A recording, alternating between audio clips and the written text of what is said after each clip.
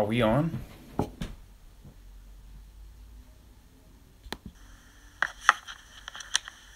Are we on? Are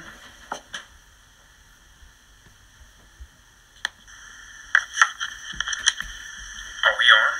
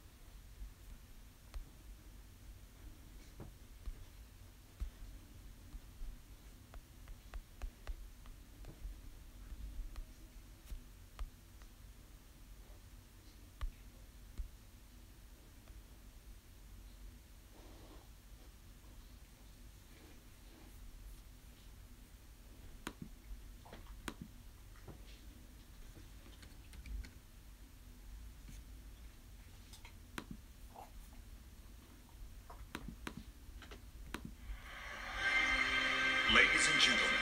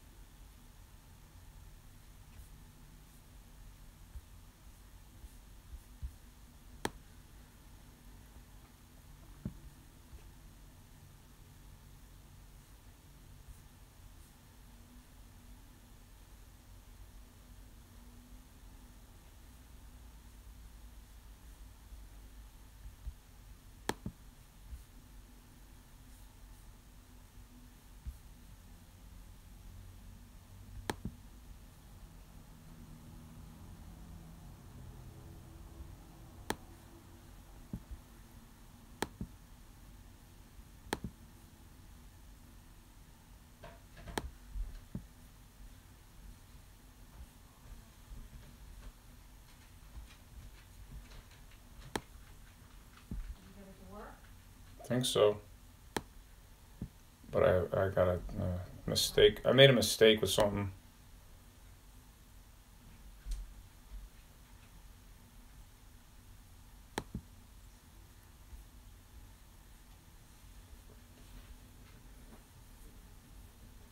Did you bring your shoes back to that to Staples? No?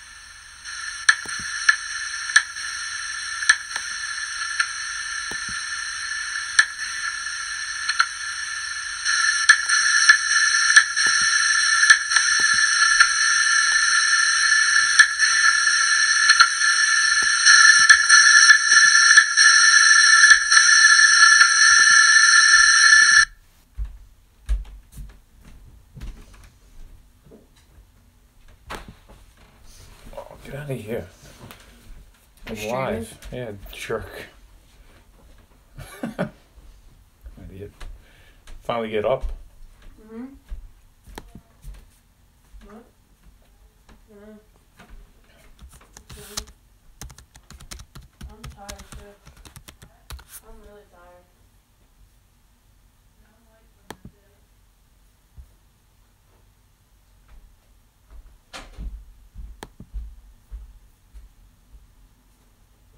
Dad, how many people are watching? No one right now. I can't figure it out. What do you mean? I can't get people on it for some reason. Oh wait, somebody else is watching now. Dad, how many people are watching? No one right now. I can't figure it out. What do you mean? I can't get people on it for some reason. Oh wait, somebody else is watching now. Dad, how many people are watching? No one right now. I can't figure it out. What do you mean? I can't get people on it for some reason. Oh wait, somebody else is watching now. Dad, how many people are watching? No one right now. I can't figure it out. What do you mean?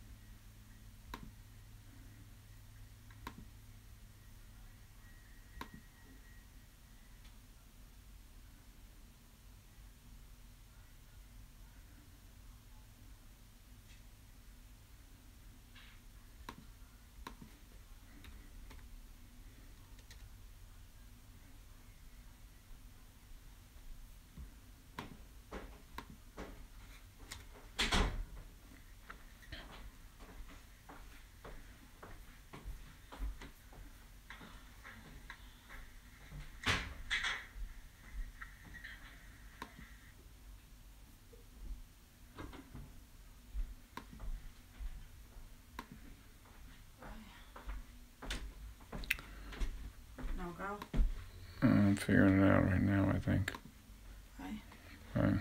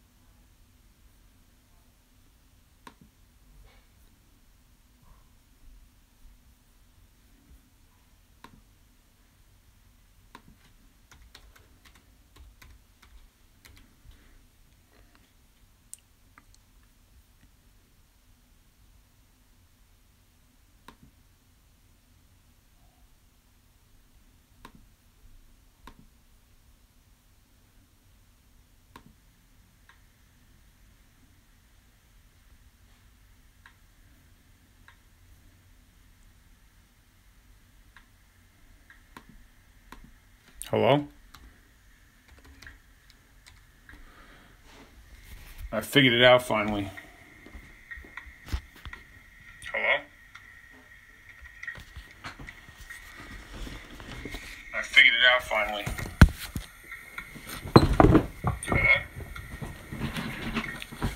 Hello? All right, Jay, what do you need, bud? I figured it out finally.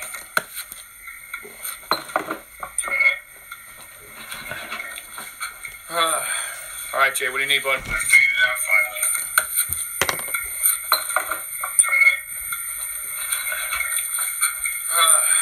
All right, Jay, what do you need, bud? I figured it out finally.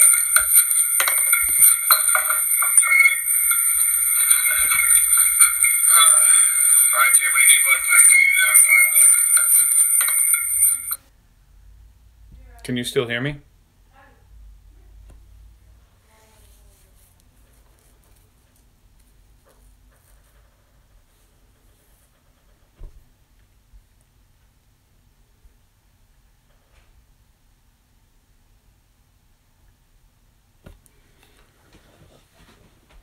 Do you guys hear me now?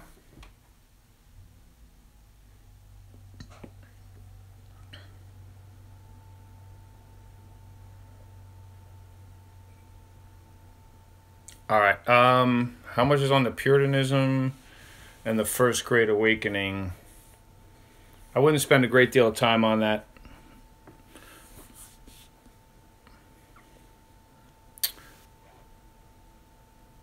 You know, the thing about the First Great Awakening is you got to remember that it led to a whole bunch of different religions. That wasn't the intent of it, but that's what happened. So people started to look for different religious experiences. So you had new denominations, new Christian denominations that were formed. Another big part of the First Great Awakening is education, right? You had all the new universities, colleges that were set up, Harvard, all those that are Ivy League now were started up during the First Great Awakening. So that was the significance of it. All right? And another significant thing you could say, because people wrote about it in their essays, was the fact that people started to question and challenge the authorities, right? So that would just be the case later on as well. Puritanism, I mean, maybe it's that idea of the covenant, that they had a covenant with God, and if they broke that covenant, then bad things would happen to them. And the other thing I guess you can talk about with Puritanism would be trying to think. I don't remember if there's much on that on the exam, actually. So I wouldn't worry too much about it. What else you guys need?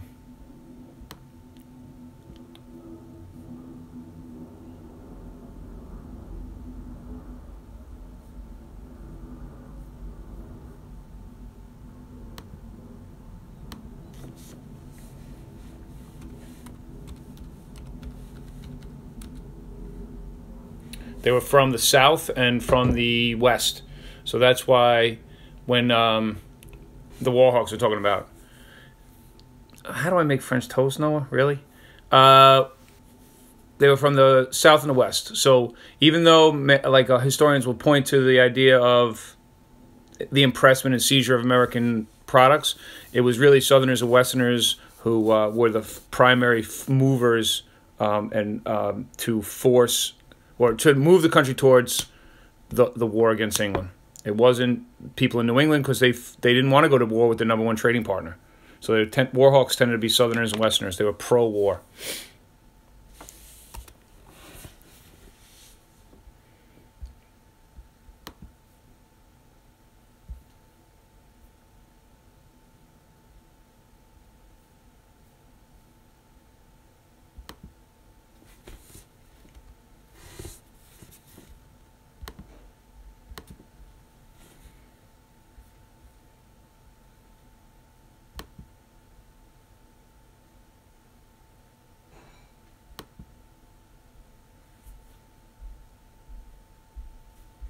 All right, so the antebellum reform movements, right? Primarily, the most important one would obviously be abolitionism. So we talked about in class how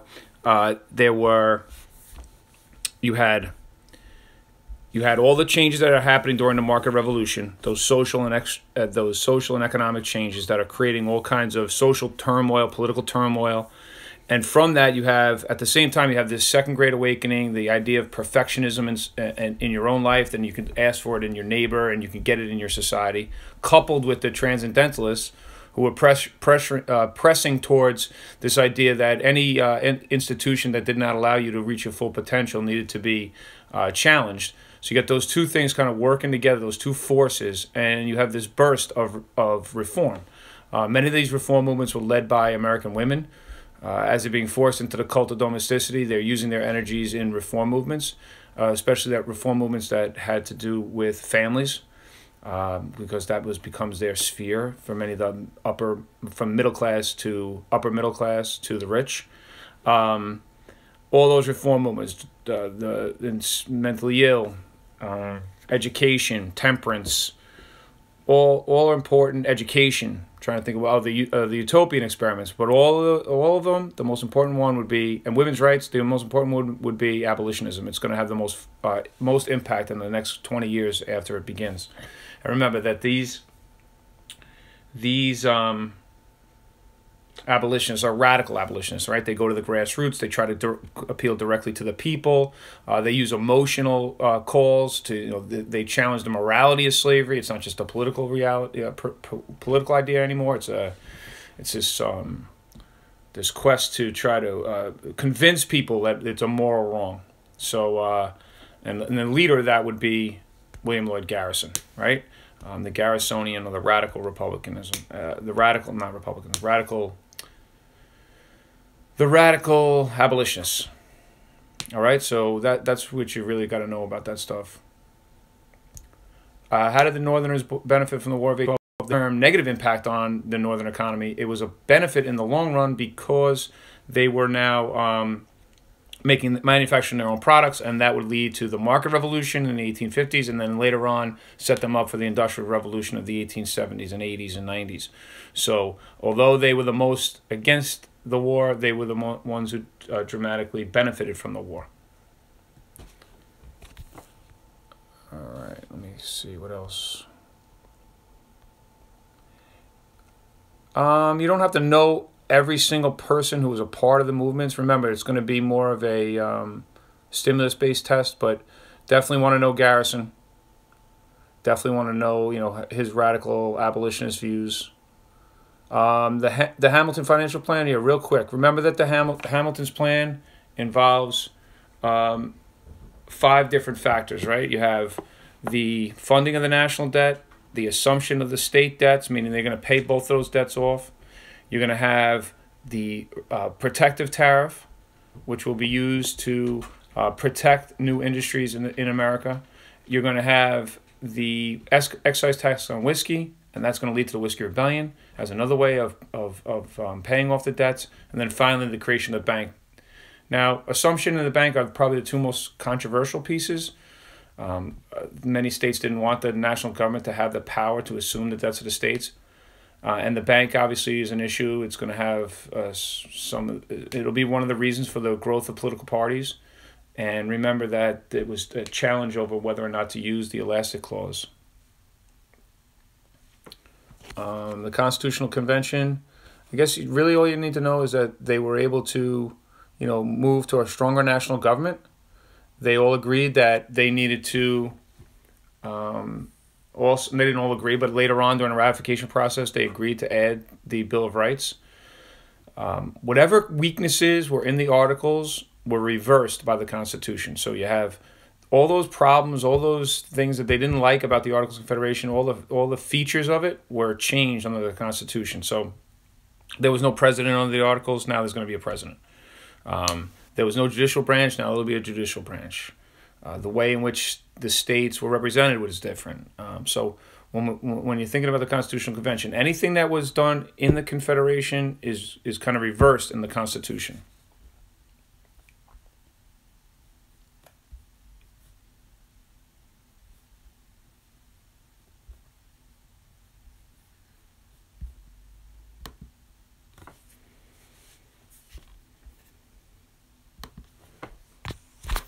You don't have the votes. Oh, God, I can't stand you guys. I'm doing this over my phone, so that's why my thumb is on it. Oh, you guys, maybe you guys can't see the thumb. All right. What are you, dumb Frankie Murphy? Nice. Henry Clay system recap, real quick. Henry Clay, after the War of 1812, he wants to capitalize on that growing nationalism and tie the three sections together, North, West, and South. He does that by his plan is to recharter the bank. He believes the bank will help grow the nation. Increase the tariff, make it a real protective tariff to protect these new industries that are building under the market revolution, these new factories, not really industries, factories. And then finally, internal improvements. Allow the national government to fund improvements like canals and roads to tie the country together.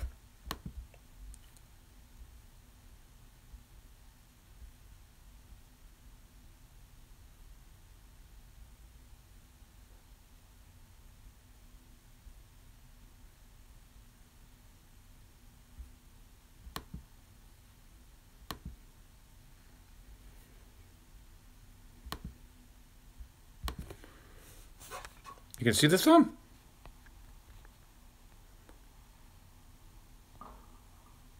Well, the test will have some questions related to like I'm trying to think of what the first period of time would be that the test will have something to do with. It will probably start with contact between the Europeans and the Native Americans. So like 1491-ish, 2-ish, that kind of thing. They'll have some general questions about that.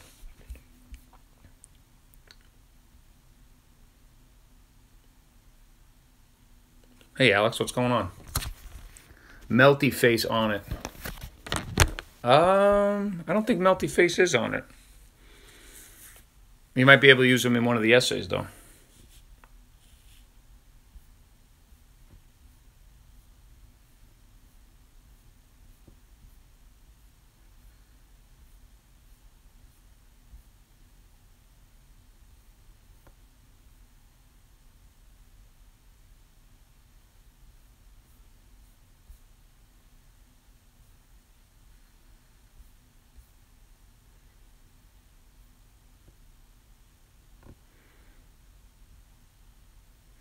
Yes, I'm just saying there's a choice between two essays.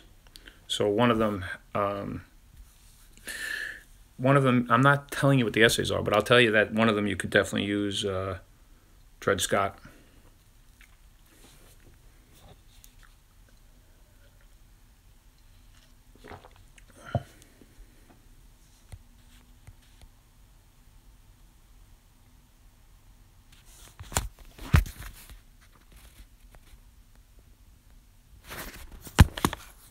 I'll be right back. I gotta get my phone charger.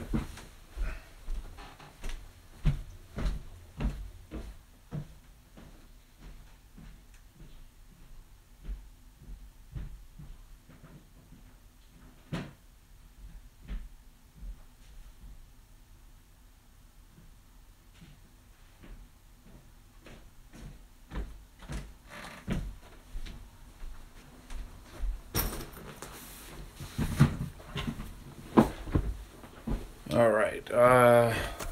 No, I'm not telling you the essays. Can you go over the nullification crisis? Yeah, sure. Nullification, just real quick. Let me just plug my phone in. All right, so nullification. Remember that Jackson's president during the nullification crisis. The people of South Carolina, they refuse to. They don't want to believe. They don't believe in the high protective tariff, the one that was passed. They believe it benefits the North at the expense of the South. So they issue a proclamation saying that they should refuse to pay it. They should nullify the tariff in South Carolina. Jackson's reaction is that he's trying to force them to pay the tariff. Eventually, they come up with a compromise tariff. All right, so tensions got so high, people believe that a civil war was about to erupt in 1833 over the tariff. It doesn't happen. All right, so although Jackson had been a proponent of states' rights, he, in this case, wishes to keep the Union together and believes that the federal government, once a law was passed, it should be followed. So you can make it look one of two ways, right? You can talk about him being a dictator or not with respect to the nullification crisis. All right, what else? Transcendentalists. All right, that's Ralph Waldo Emerson, Henry David Thoreau. Remember, Thoreau writes the book Walden. He's the one who goes out into the woods and to live deliberately, to really find out what life is all about. Their principles would be, the first principle is the individual, right? To do everything you can to reach your full potential. They believe that any institution that was kind of standing in the way of that should be challenged. Self-reliance, individual self-reliance, those kind of issues. The only other thing that the Transcendentalist Thoreau would write about civil disobedience, right? He was the one who challenged the Mexican War, thought the Mexican War was a pro-slavery war.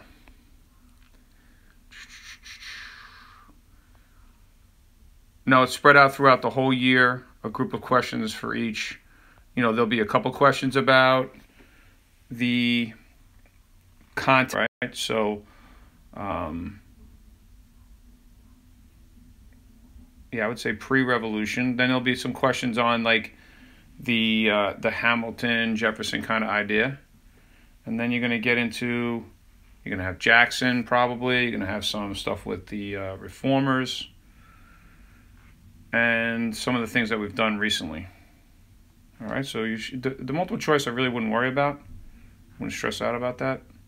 When it comes to the SAQs will be, there's two of them. All right, there's two of them. And then there's two essays. And you pick one.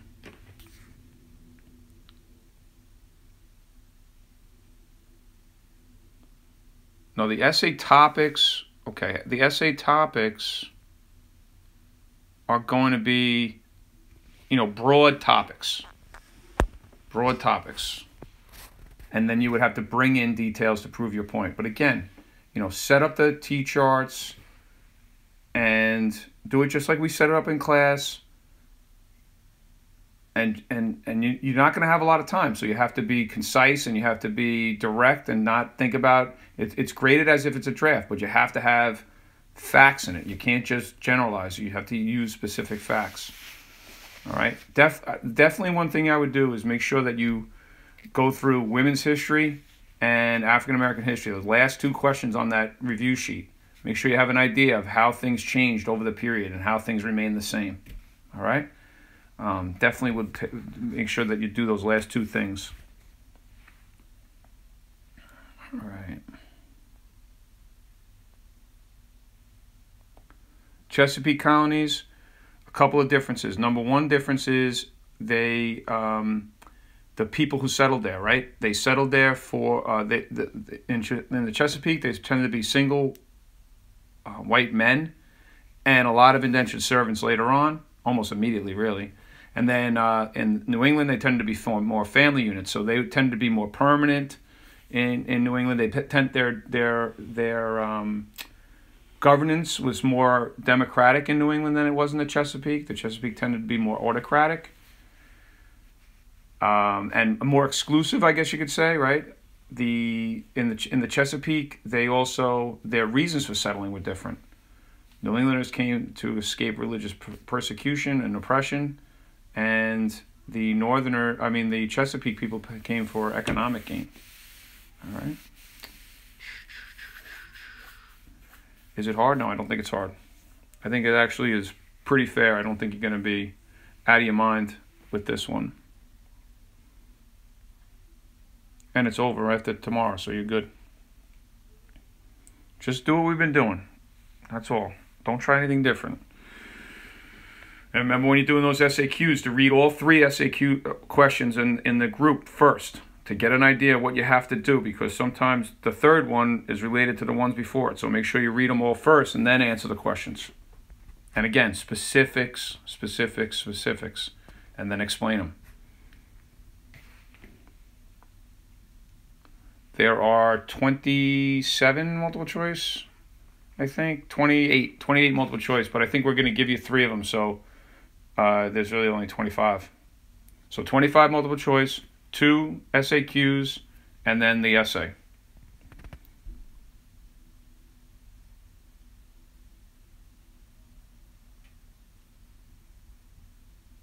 Okay, so when we talk about these labor systems, that's a really good question, actually.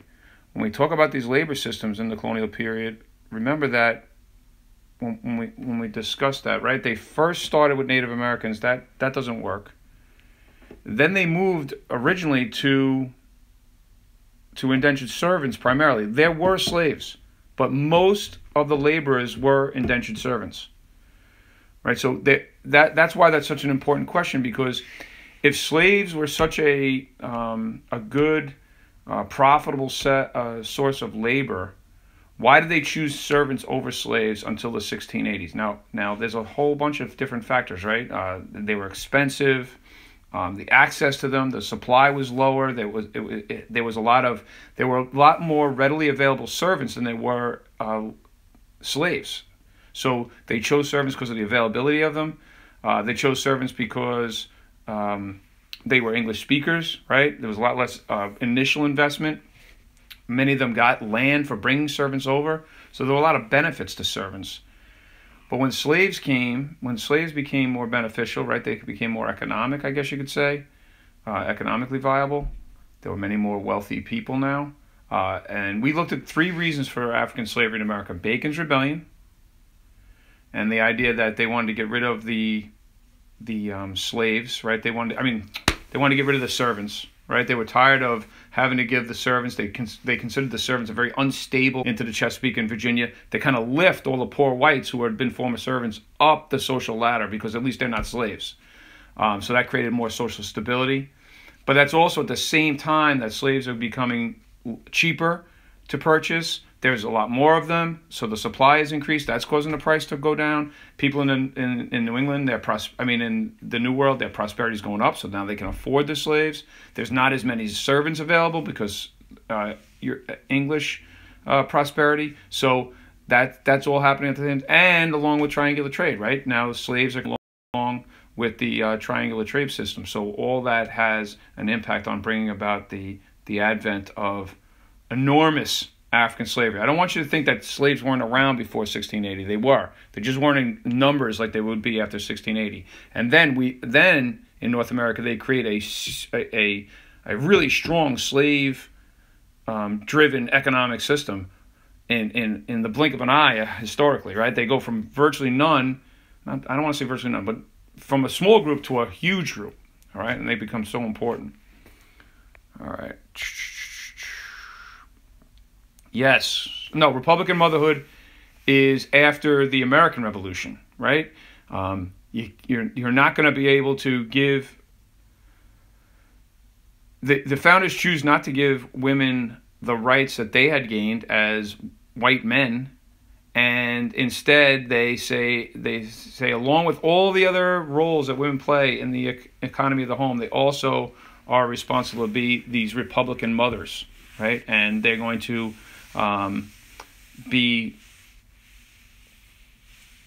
responsible for the raising of good Republican citizens. All right, so it was kind of, you know, it's not really a leap in any direction really for American women. They're still in many cases second-class citizens, if citizens at all. The real changes for American women will happen as a result of the market revolution, right? Because what's going to happen is some of these American women are going to end up in the workplace, and other women are going to be forced into an even more sheltered kind of cult of domesticity, and that cult of domesticity will grow over time.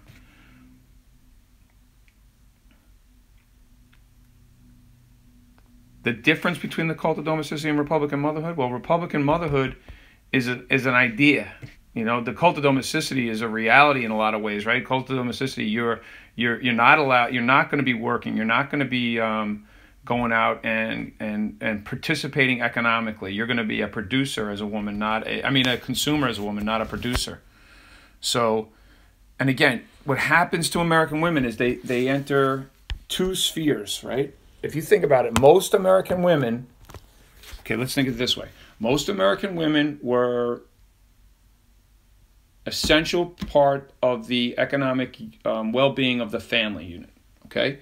And then when the market revolution struck, there are some who are rural women who still play that role.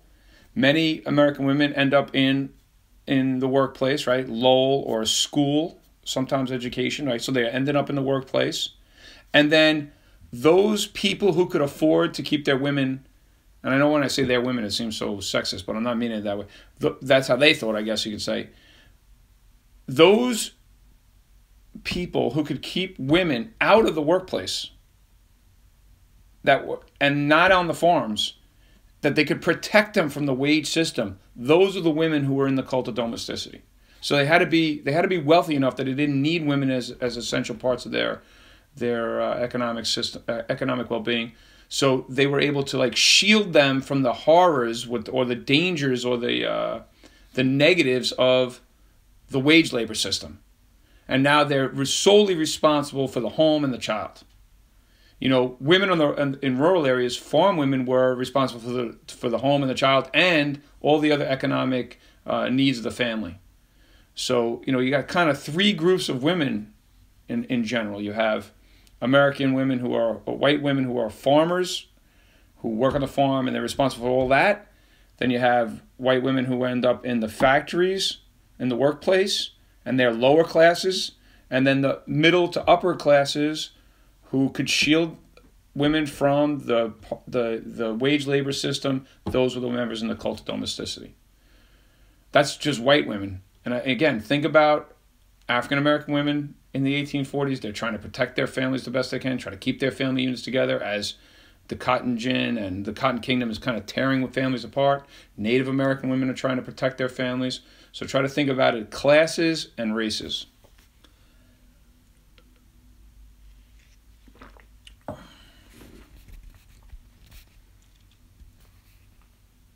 What Supreme Court decision should we know? One is definitely Dred Scott. Definitely should know that one.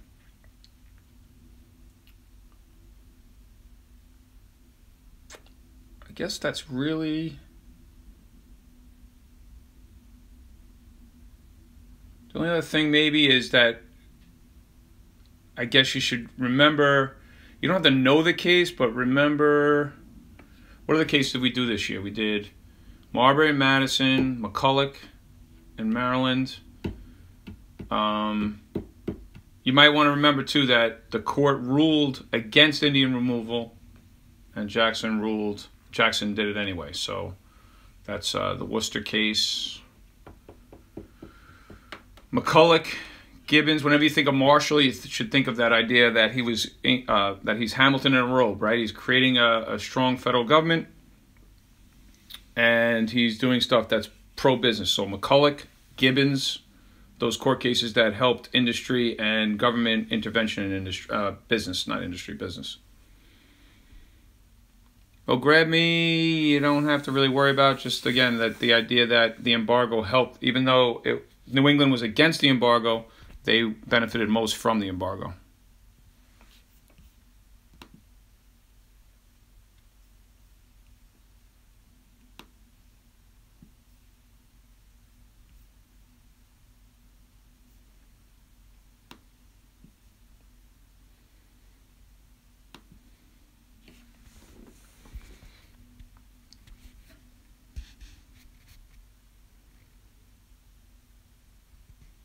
Any other questions from that question sheet? Are you guys good with that?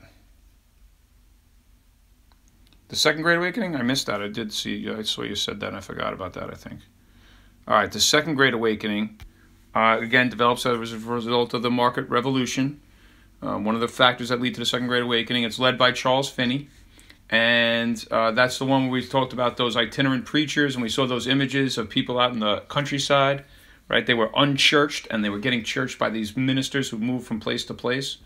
They were very more democratic, and they stressed the idea of perfectionism. So if you could strive for perfection in your own life, you could expect it from others. And that kind of drove people when they went home to engage in these social reform movements like we talked about with Dorothea Dix, Horace Mann, the Utopian experiments, and also, obviously, abolitionism.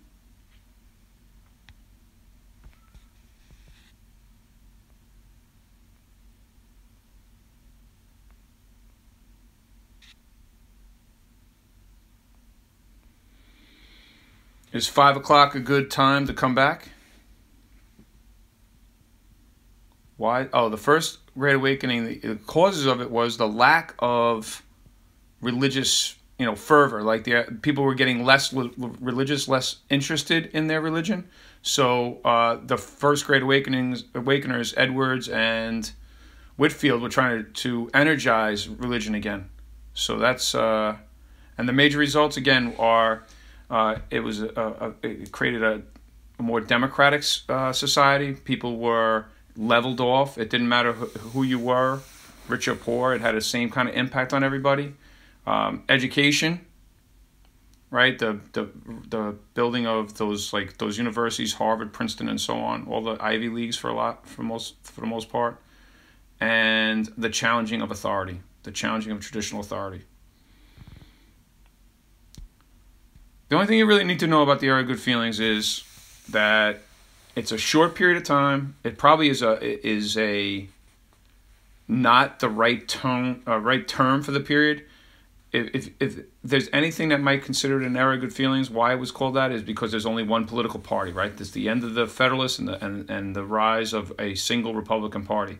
It's a short period of time, right? Probably with respect to 1814 to say 1824, and then after the election of 1824, you have the Democrats, the Jacksonian Democrats, come on the scene. So that's basically it. And when we talked about the Era of Good Feelings, we were saying about how in some cases it was divisive, in other cases it was unifying. Reason for the War of 1812, there's really two causes. Impressment and seizures as one cause of, the lack of freedom of the seas, because these European powers were, especially England, were taking advantage of American weaknesses, and the belief that the British were supplying and the Indians in the West and trying to stop westward expansion, American westward expansion. So those two reasons would be the cause of the War of 1812. One thing you need to know about the bank is it was created as a use of the elastic clause, right? And it led by political parties. It's this idea of using implied powers. And the other thing you have to know about the bank is that Jackson killed it, right? Jackson kills it with the bank veto and the pet banks. And the reason why that's was an issue was because he did not believe in the bank, even though one Congress had passed it, another president, Washington, had signed it. The Supreme Court had ruled it constitutional in the McCulloch case. A second Congress had passed it. James Monroe had signed it. So it was multiple Congresses, multiple presidents, and the court had all ruled it constitutional. And here Jackson comes along, and he doesn't like the bank, and he vetoes it, and then he destroys it with the pet banks. So the removal of bank deposits and the depositing those bank deposits in the pet banks. So that's really what you have to know about the bank. And remember, regular people hated the bank. They thought it had too much power.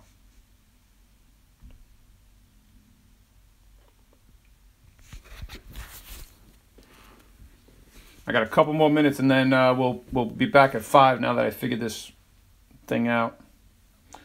The reason for the Federalist Papers, because they were trying to respond to the criticisms, right? Everybody's fearful of the strength of a new national government. So the Federalists organized and and funded, wrote a series of essays to counter the criticisms that people had about the new federal government. So if the new federal government that was going to be created, say someone had said, we don't like the idea of the president. These Federalists, these three, John Jay, Hamilton, and Madison would write an essay about the benefits of a president. So it was a way of publicly supporting the Constitution and also dealing with the criticism that people had about the new Constitution. Very effective, and it's used today, the Federalist Papers, all the time when they make judicial decisions, because you know how the men who wrote the Constitution felt about the reasons why they did it. So real important resource for constitutional law now as well.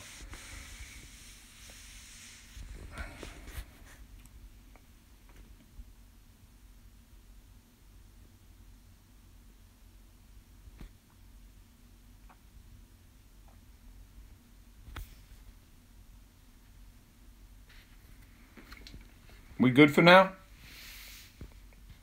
So you guys go back, browse through some of your, kind of scan through some of your stuff, and then come up with some questions, and we'll get together again at 5 now that I figured this thing out.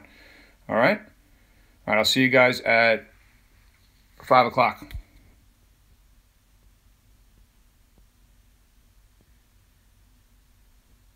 They were published during the ratification process, right after the writing of the Constitution. So during the debates over ratification. I will check my email. I did check my email for Ronnie. So Ronnie shouldn't have to worry about anything. What equations do we need to know? I hate Jay. Jay, you're in trouble, bro. You're in real trouble. It's not a math test.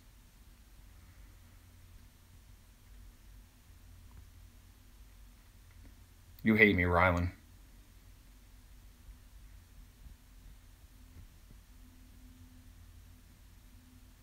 All right, guys, I'll talk to you 5 o'clock.